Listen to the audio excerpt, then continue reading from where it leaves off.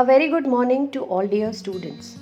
As rightly said by Lord Buddha, no matter how hard the past, you can always begin again. And if you light a lamp for somebody, it will also brighten your path. So let's start today's session with these quotes, keeping in mind that we have to begin with a new hope, and by helping others, we are helping ourselves also. In this chapter, we are going to learn about the two main reformers of the 6th century BC, Gautam Buddha and Mahavir Swami. They worked against the social evils that prevailed during their times and tried to remove the social inequality and immoralities present in the society. Let's understand their teachings.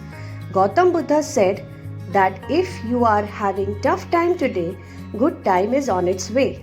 Mahavir Swami said, always speak the truth, be satisfied, have control over yourself, follow non-violence and show kindness towards all living beings. In today's session, let's learn about Gautam Buddha and his life. We obtain a lot of information about Gautam Buddha from the Jatak Katha and the Buddhist text Tripitaka, or the three baskets of wisdom.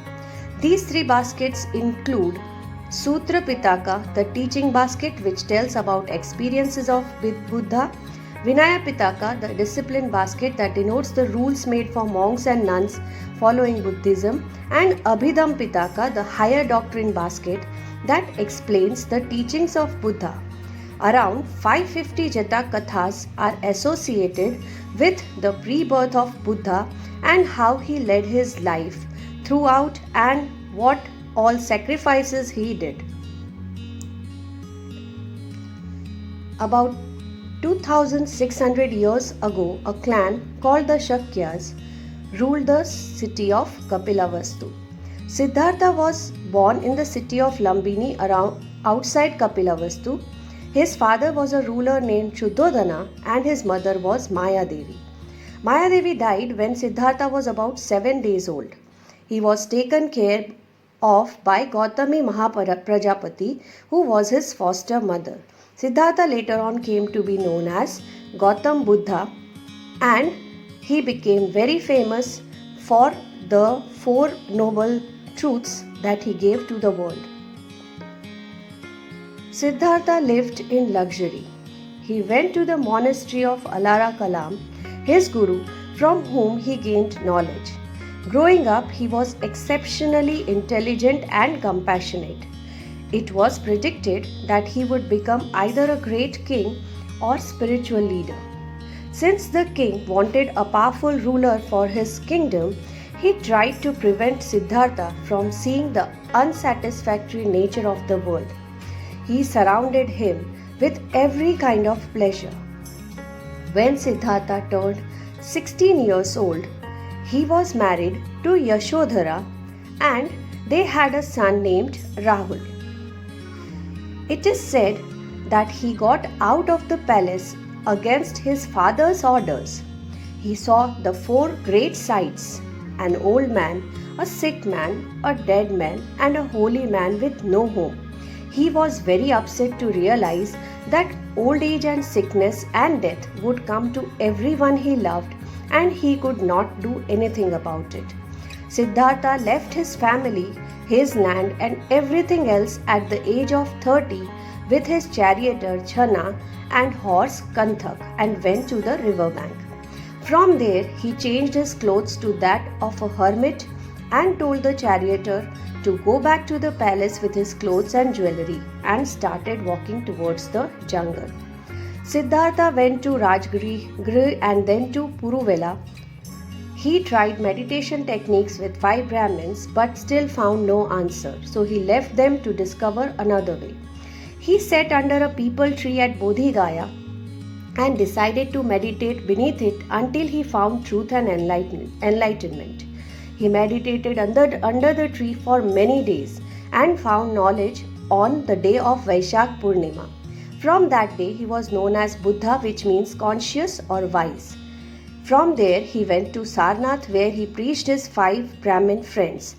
His first preachings were called Dharma Chakra Pravartan, and they were the basic teachings to get rid of the miseries of the world, or the Four Noble Truths that are still famous and people still follow. The Four Noble Truths, also known as Arya Truths, are explained by Buddha and are known as the Buddhist principles or Samyak Darshan. The first noble truth indicates that the world is full of miseries, so everything in life is suffering and sorrow. The second noble truth is that the cause of suffering is greed or strong desire. So the cause of all this pain is people's self-centered cravings and desires. People seek pleasure that cannot last, and that leads only to rebirth and more suffering. So the self-centered cravings and desires, they grow again and again and lead to suffering. The third noble truth indicates that destruction of suffering is renunciation of desire. So the way to end all pain is to end all desires. And the fourth noble truth is that adoption of octagonal path, that is the Ashtang Marg, eliminates desire, which means that people can overcome their desires and attain enlightenment by following the Eightfold Path.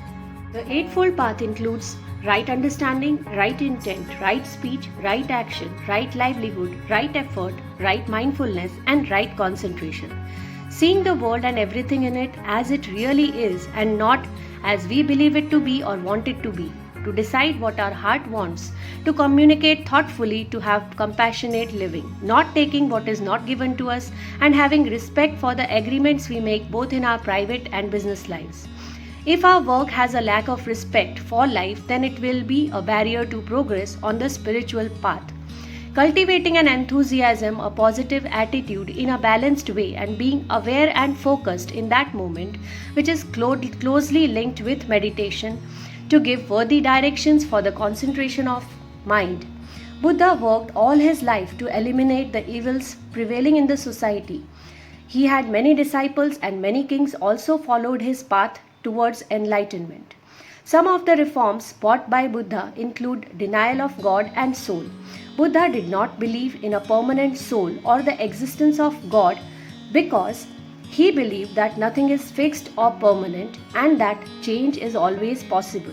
He said that a person should live a virtuous life in the present. He also opposed the sacrificing ritual that was followed by Hindus, in which animals were killed.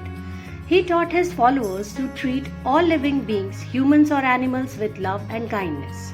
He did not like the way people were discriminated as high and low. He opposed the Varna system and always felt that a person should be considered high or low on the basis of his deeds and not on the basis of the family in which he is born. A person becomes great by following the path of truth and non-violence. Buddha gave equal importance to women, and he used to say that women were also capable of reaching the highest level of enlightenment as men through meditation. Nirvana literally means quenching or blowing out in the way that the flame of a candle is blown out. According to Buddha, the highest state that a person can attain is the state where a person's individual desires and sufferings go away. It is the end of greed, hatred, and all the misconceptions or the false things that we believe in. Buddha reformed the society and religion by showing the right path to his followers. He opposed eating of non-vegetarian food and discrimination of high and low in the society. He died at the age of 80 years at Kushinara and attained Nirvana. His ideas and beliefs are still alive in today's world. He gave the world the Four Noble Truths and the Eightfold Path, following which the true meaning of life could be attained. So, dear children, with this we come to the end of this session. Thoroughly go through the video and try to understand the preachings of Gautam Buddha. Faith and prayer both are invisible, but they make impossible things possible. Stay home, stay safe. Thank you.